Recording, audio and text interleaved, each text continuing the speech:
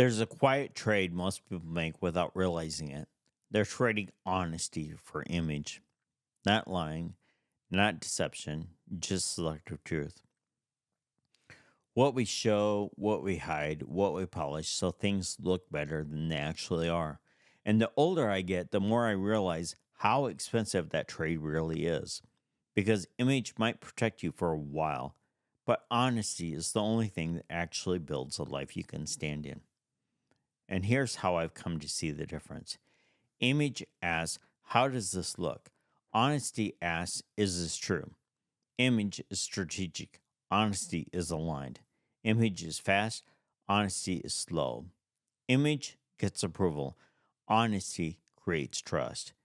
And most of us don't choose image because we're bad people. We choose it because it feels safer, especially in business, especially in relationships, especially in church, especially as men. We're taught to keep it together, to look strong, to not rock the boat.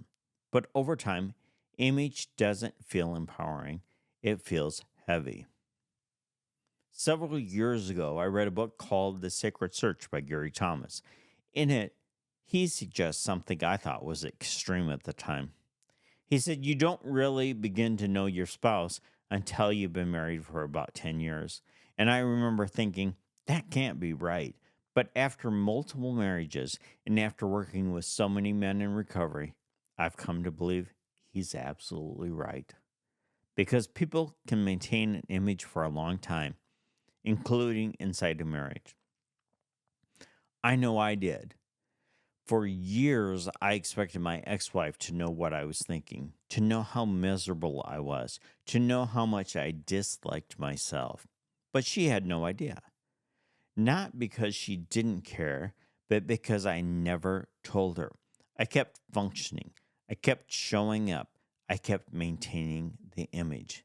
And silently, I built resentment because she wasn't responding to the things she didn't even know were happening. We don't tell people what's going on inside us. We expect them to know. And then we get upset when they don't. And here's the part that's uncomfortable but true. They're doing the same thing. They expect us to know what's going on inside them, even if we're with them every day of our lives. That's what image does. It creates the illusion of intimacy without the vulnerability of honesty. We cling to image because we don't want to disappoint people. We don't want to lose status. We don't want to admit something isn't working. We don't want to start over. So we manage perceptions instead of telling the truth. But image protects the past. Honesty builds the future. And at some point, especially later in life, image stops feeling useful and starts feeling pointless. The real cost of image isn't that people misunderstand you. The real cost is that you can't receive real help. You attract relationships that only work if you keep pretending, if you stay busy but stop growing, if you confuse movement with progress. And slowly, almost imperceptibly, you start living as a version of yourself that no longer fits. You don't lose yourself all at once. You lose yourself by maintaining an image that requires you to stay silent. So here's the question I've been asking myself. Where am I protecting an image instead of telling the truth? Who might I disappoint if I were honest? And what would break?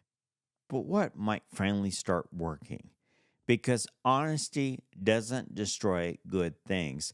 It only destroys things that require pretending. That's episode 27 of Day to 60. One day better.